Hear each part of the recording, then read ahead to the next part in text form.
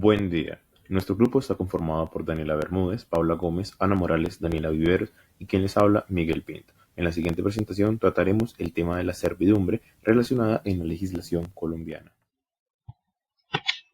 ¿Qué es una servidumbre? Podemos encontrar esta figura en el artículo 879 del Código Civil. En él se define la servidumbre predial o servidumbre simple como un gravamen impuesto sobre un predio en utilidad de otro predio de distinto dueño. El artículo 880 nos amplía el concepto diciéndonos que se llama predio sirviente el que sufre el gravamen y predio dominante el que reporta la utilidad. Con respecto al predio dominante, la servidumbre se llama activa y con respecto al predio sirviente se llama pasiva. La expresión gravamen contenida en la definición no puede entenderse en el sentido de considerar la servidumbre desde el punto de vista del predio que lo soporta, es decir, la parte pasiva. Si hay un gravamen o carga, el legislador le da más importancia a este hecho, pero de nada servirá una carga sola, que no tenga al frente un beneficio recibido por el verdadero titular del derecho. En la servidumbre solamente hay un derecho real radicado en el predio beneficiado o dominante. El predio sirviente soporta una carga u obligación que por sí sola no es una servidumbre. La servidumbre es un derecho real inmueble, por el cual un predio llamado dominante se aprovecha del gravamen o carga impuesta a otro predio, denominado sirviente, con el presupuesto de que ambos predios pertenezcan a distintos dueños. Es un derecho real accesorio limitativo del derecho. A continuación vamos a evaluar algunas de las características de la servidumbre.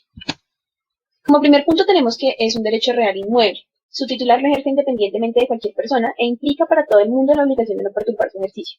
Por el hecho de recaer sobre un bien inmueble, la servidumbre siempre será un derecho real. Segundo, es un derecho real accesorio de goce.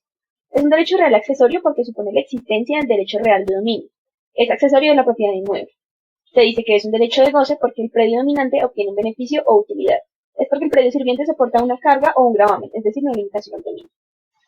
Tercero, es un derecho real indivisible. Las servidumbres no pueden ejercerse, adquirirse ni perderse por partes. El artículo 884 del Código Civil estipula que, dividido el predio sirviente, no varía la servidumbre que estaba constituida en él, y deben sufrirla aquellos o aquel a quienes toque la parte en que se ejercía. Dividido el predio dominante, cada uno de los nuevos dueños gozará de la servidumbre, pero sin aumentar el gravamen del predio sirviente. Si un predio pertenece a varios copropietarios, la servidumbre no puede constituirse sin el consentimiento de todos. Cuarto y último, es un derecho real permanente. Con ello se quiere decir que los predios tienen unas necesidades indefinidas o perpetuas, prácticamente inmodificables. El Código admite la constitución de una servidumbre por tiempo determinado o bajo condición, en su artículo 942. Como ejemplo, tenemos que una servidumbre de tránsito deja de ser necesaria cuando el predio dominante construye una mejor salida a una vía pública. Con respecto al predio dominante, como anteriormente decíamos, la servidumbre se llama activa y con respecto al predio sirviente se llama pasiva. Están estipuladas según su origen, según su ejercicio, según las señales de su existencia y según la carga del predio sirviente. Según su origen son servidumbres naturales, servidumbres legales y servidumbres voluntarias. Las naturales son las que provienen de la natural situación de los lugares. Las servidumbres legales son las impuestas por la ley y las servidumbres voluntarias son las provenientes de la voluntad de las partes. Estas están estipuladas en el artículo 888 del Código Civil. La servidumbre natural está estipulada en el 891 al 896 del Código Civil. Un ejemplo de ella sería la servidumbre de aguas, el cual nos estipula que el predio inferior está sujeto a recibir las aguas que descienden del predio superior naturalmente, es decir, sin que la mano del hombre contribuya a ello, provienen de la situación natural del lugar, por excelencia es la del derrame de aguas. Luego tenemos la servidumbre legal, que está estipulada en el 897 al 914 del Código Civil. El 897 nos habla de las clases de servidumbres legales, que son de uso público o de utilidad de los particulares. Las servidumbres de uso público son el uso de riberas en cuanto sea necesario para la navegación o flote, y las demás determinadas por las leyes respectivas. Y la de utilidad de los particulares se constituye entre predios particulares, y un ejemplo de ello sería la de tránsito. Después tenemos la servidumbre voluntaria, que son las provenientes de la voluntad de las partes, y estas no pueden contrariar el orden público, las buenas costumbres, la moral y la ley. Después tenemos según su ejercicio, que pueden ser continuas o discontinuas, y están establecidas en el artículo 881 del Código Civil. Una servidumbre continua es la que se ejerce o se puede ejercer continuamente sin necesidad de un hecho actual del hombre, como la servidumbre de acueducto por un canal artificial que pertenece al predio dominante. Una servidumbre discontinua es la que se ejerce a intervalos más o menos largos de tiempo y supone un hecho actual del hombre, como la servidumbre de tránsito. Según las señales de su existencia, pueden ser aparentes o inaparentes. Estas están constituidas en el artículo 882 del Código Civil. La servidumbre aparente es la que continuamente está a la vista, como la de tránsito, cuando se hace por una senda o por una puerta especialmente destinada a él. La inaparente sí, es la que no se conoce por una señal exterior, como la misma de tránsito, cuando carece de estas dos circunstancias y de otras análogas. Según la carga del predio sirviente, está estipulada también en el artículo 882 del Código Civil y pueden ser positivas o negativas. La servidumbre positiva es en general la que solo impone al dueño del predio sirviente la obligación de dejar hacer cualquiera de las dos anteriores.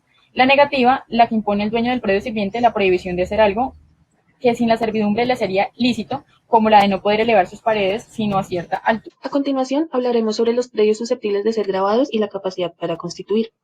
De acuerdo a los predios susceptibles de ser grabados con servidumbre, solo se pueden grabar los bienes de propiedad particular. Los bienes de uso público solo pueden grabarse si la servidumbre que los afecta es la natural de derrame de aguas.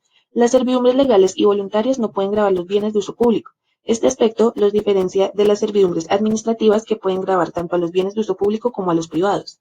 Los bienes fiscales que están en poder del Estado como si fuera un propietario particular, cuyo uso no corresponde generalmente a todos los habitantes, pueden grabarse por servidumbres naturales, legales o voluntarias. Los bienes de uso público y los bienes fiscales no pueden adquirirse por prescripción, ya que no se adquiere un derecho real de servidumbre sobre estos bienes mediante este modo de adquirir. Los bienes de propiedad particular pueden grabarse por servidumbres legales, naturales y voluntarias. De acuerdo con la capacidad para constituir servidumbre, como la servidumbre es un derecho real accesorio al dominio, exclusivamente quien es titular de éste puede constituirla. Conforme al artículo 937, cada cual podrá sujetar su predio a las servidumbres que quiera y adquirirlas sobre los predios vecinos, con la voluntad de sus dueños, con tal que no se dañe con ellas el orden público ni se contravenga a las leyes. Los bienes raíces del pupilo no pueden someterse a servidumbre sin autorización judicial, dice el artículo 303 del Código Civil. En una copropiedad se necesita de la voluntad de todos para constituir la servidumbre. Si un comunero pacta una servidumbre sin autorización de los demás y en la partición le toca esa parte del predio, la servidumbre subsiste. De lo contrario, el gravamen desaparecerá, de acuerdo al artículo 779 del mismo Código. Constitución de la servidumbre y los derechos y obligaciones generados de la servidumbre. Pueden constituirse mediante acto jurídico, sentencia judicial, destinación del padre de familia, prescripción y ley. Por acto jurídico como un acto común, originado de la voluntad de las partes, o en una sola voluntad a través de una solemnidad debidamente registrada, esto es, mediante escritura pública, que se origina del negocio jurídico. Por sentencia judicial, mediante una acción confesoria, destinada a decidir la existencia de una servidumbre legal, acción de contenido declarativo, esta confirma la servidumbre, mas no la crea. Por destinación del padre de familia, que es para cuando el dueño del predio común y aparente establece un servicio a favor de otro predio que también le pertenece y enajena uno de ellos, constituyendo la servidumbre entre predios. Por prescripción, que procede para servidumbres continuas o aparentes, puede adquirirse en un tiempo de 10 años. Por la ley, cuando son impuestas por encima de la voluntad del dueño del predio sirviente, que puede ser de utilidad pública o privada. Estas constituciones generan ciertos derechos y obligaciones. Por parte del propietario del predio dominante, tiene derechos a una servidumbre e igualmente para poder ejercerla. Puede ejecutar las obras necesarias para aprovecharse de la servidumbre y además no puede hacer nada que agrave la servidumbre en el predio sirviente. Respecto del propietario del predio sirviente, esto no puede alterar, disminuir o hacerlo más incómodo para el predio dominante. Además, puede solicitar la cancelación de la servidumbre cuando no sea indispensable y puede servirse de acuerdo con el uso de un predio dominante. Ahora, ¿cuándo hay extinción de las servidumbres? Hay 8 maneras de cómo pueden extinguirse. Primero, resolución del derecho del que las ha constituido. Procede cuando en un negocio jurídico de compra y venta se constituye una servidumbre mediante escritura pública y una de las partes incumple. Tras este incumplimiento, con la acción resolutoria se extingue la servidumbre. Segundo, la servidumbre voluntaria puede someterse a plazo o a condición, y la llegada del hecho puesto extingue la servidumbre. Tercero, confusión, que procede cuando una persona reúne la calidad de dueño tanto del predio dominante como del predio sirviente. Cuarto, renuncia del dueño del predio dominante, que en estos derechos patrimoniales puede renunciarse según lo consagrado en el artículo 15 del Código Civil, siempre que mire el interés particular. Quinto, el no uso. Estas prescriben estrictamente por no usarlas o gozarlas durante cierto periodo siendo extintiva. Sexto, pérdida de la cosa o imposibilidad de usarla. Esto toda vez que sobre cosas inexistentes no se puede ejercer el derecho. Por prescripción, generada por el ejercicio de una servidumbre por manifestaciones externas o actos de posiciones externas. Octavo, especialmente se extingue porque el acto administrativo de creación desaparezca como consecuencia de una sentencia del contencioso administrativo. Para finalizar, vamos a hablar sobre el proceso verbal de la servidumbre. Bueno, ¿qué propósito tiene este proceso? Este proceso tiene por finalidad que se extinga, se modifique o se imponga una servidumbre. ¿Cómo fijamos la competencia? será competente el juez del lugar de la ubicación del bien. Aquí hacemos referencia al factor territorial, específicamente el fuero real, consagrado en el artículo 28 en su numeral séptimo del CGP. Como no existe una norma específica sobre este tema, se entiende que se aplican las reglas generales, pues es decir, si el proceso es de mínima o menor cuantía, conocerá el juez civil municipal, pero si es de mayor, le corresponderá al juez civil del circuito. ¿Cómo sabemos cuál es la cuantía?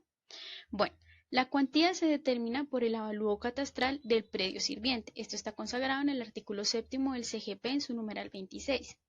El demandante solo hace una aseveración a la cuantía del proceso y solo si su afirmación no concuerda con la realidad que plantea el demandado, éste podrá, pues a través de excepciones previas, demostrar la inexactitud y pues dicha apreciación se debe tener en cuenta ya que es algo que pasa con mucha frecuencia. ¿Quién puede promover el proceso? En primer lugar, la demanda la puede promover el titular de cualquiera de los dos predios, el sirviente o el dominante. También es posible que lo inicie un poseedor material, cuya tenencia del bien con ánimo de dueño y señor sea superior a 1 año y pues lo logre acreditar con prueba sumaria. Esto no se contempla en el artículo 376 del CGP. Sin embargo, pues no se puede partir del supuesto de que dicha omisión no nos permita la protección de la posesión. Por eso, mediante el fallo de la Corte del 26 de julio de 1945, se abre esta posibilidad. En este proceso también se puede presentar un litis consorcio necesario, tanto activo como pasivo. Esto lo encontramos en el artículo 376 del CGP, en donde se estipula que como anexo obligatorio a la demanda debe acompañarse del certificado del registrador de instrumentos públicos y privados que indique las personas que tengan derechos reales sobre los predios dominantes y sirvientes, quienes deben ser citados ya sea o de forma directa o de forma indirecta. Su integración es un requisito básico para que el juez pueda dictar sentencia. En ningún caso se va a justificar un fallo inhibitorio, pues esto sería contradictorio, ya que el juez dictaría un fallo inhibitorio por falta de una citación que debe hacerse obtenido por solicitud de parte sobre la constitución, solo en el momento de dictar sentencia el juez en el que se advierte la forma como debe aplicar el inciso 2 de esto es obligatorio cuando se trata de imponer, modificar o extinguir la servidumbre, hacer la vinculación mientras no se haya dictado fallo de primera verificar los hechos que sirven de fundamento a la demanda, pues mediante esta prueba serán parte del proceso no solo los propietarios, aún así nada de los predios, sino los titulares que pueda aducirse a otros medios del dominio, pues la disposición únicamente nos está señalando estos dos como obligatorios, sin que prohíba que se puedan utilizar otros adicionales en caso de ser necesario. ¿Cómo opera la indemnización en este proceso? Bien, al interponerse una servidumbre se causa desmedro patrimonial al predio sirviente o, si se extingue la servidumbre, el predio puede adquirir mayor valor. El penúltimo inciso del artículo 376 dispone que el juez señalará en la sentencia que ordena imponer o extinguir una servidumbre, la suma que deba pagarse a título de indemnización. También el juez deberá adoptar similar conducta cuando varía la servidumbre. Si la amplía, debe indemnizar al demandado y si se reduce, lógicamente, debe restituirse. Como sucede cuando, por ejemplo, se impone una servidumbre de paso ampliándola 10 metros sobre la que ya existía, o, en el mismo caso, cuando de 30 se disminuye a 10 metros. De conformidad con el inciso que les estoy comentando, el juez debe actuar diligentemente ordenando las pruebas necesarias para poder hacer la declaración en concreto dentro del fallo, por no ser viable hacerlo de forma abstracta. En efecto, el código nos dice que la sentencia fijará la suma que deba pagarse al demandado a título de indemnización o de restitución, según sea el caso, lo que, junto con una interpretación sistemática que le doy al artículo 283, donde nos está prohibiendo las sentencias en abstracto, no hace más que confirmar dicha apreciación.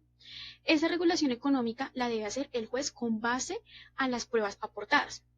Si no son suficientes, puede decretar nuevas pruebas de oficio. Si se agota esta posibilidad y no tiene el juez las bases para señalar la suma que debe entregarse a título de indemnización o restitución, deberá pronunciarse acerca de la imposición, variación o extinción de la servidumbre, pero sin imponer la condena pecuniaria, debido a la falta de elementos para hacerlo en concepto, quedando extinguida la obligación. ¿Qué pasa cuando existe una disposición especial que señale un trámite diverso para resolver lo relacionado a algunas de ellas? Bueno, aquí nosotros debemos advertir que el proceso verbal de servidumbres, cuyos aspectos más relevantes aquí ya les he reseñado, no tiene aplicación cuando existe una disposición especial que señale un trámite diverso para resolverlo. Pues debe anotarse que para las diversas clases de servidumbres existe una prolífica legislación especial, y esto pues debe ser observado de forma perfecta por parte del juez, ya que en cada caso en concreto puede introducir reformas o lo contemplado genéricamente en el artículo explicado, o en las disposiciones del Código Civil. Podemos tomar, por ejemplo, el decreto 2811 de 1974, que este es el Código de Recursos Naturales. Por otro lado, tenemos la Ley 142 de 1994, que es aquella que se ocupa de lo que tiene que ver con las servidumbres, pero para la prestación de servicios públicos. Finalmente, tomamos como ejemplo la Ley 1274 del 2009, en materia de servidumbres petroleras, en la cual, al igual que en las otras disposiciones, existen distintos artículos que señalan una forma especial en la que tiene que llevarse el proceso. En estos casos, así como cualquier otro que tenga regulación especial, se aplican las disposiciones pertinentes y en lo que no esté regulado se acudirá a lo señalado para este proceso verbal que acabo de explicar. Como aspectos determinantes del trámite posteriores a la presentación de la demanda, en primer lugar, el juez, si encuentra que la demanda está ajustada al derecho, ordenará su admisión y de oficio, sin necesidad de prestar caución y sin necesidad de que haya petición de parte, ordenará que la demanda se inscriba en los folios de matrícula inmobiliaria de los respectivos predios, con el fin de que las personas queden advertidas de la existencia de dicho proceso. Se notificará al demandado y se le dará un término de traslado para que ejerza las conductas procesales correspondientes y se surte el trámite de la audiencia inicial del proceso verbal. También se deberá adelantar el trámite de la inspección judicial, que ya sabemos que tiene como fin la demostración de los hechos que le permiten al juez llegar a dictar el fallo adecuado. En la audiencia de instrucción y juzgamiento, el juez debe dictar la sentencia y al imponer, modificar o extinguir la servidumbre, se debe pronunciar de acuerdo a las consecuencias económicas, las cuales, dependiendo del sentido de fallo, pueden recaer sobre el demandante o sobre el demandado. Debe ordenar que se consigne una suma de dinero y una vez este es consignado, la sentencia ya se puede registrar para que solo en ese momento en el que se registre ya es aparentemente oponible, lo que obviamente no tiene mayor trascendencia porque no se puede olvidar que de todas maneras en el trámite del proceso está inscrita la demanda Esto desde ha el sido inicio del todo, mismo espero haya para sido que de los su agrado terceros estén y cabal muchas gracias beneficiados por de la la situación. atención prestada.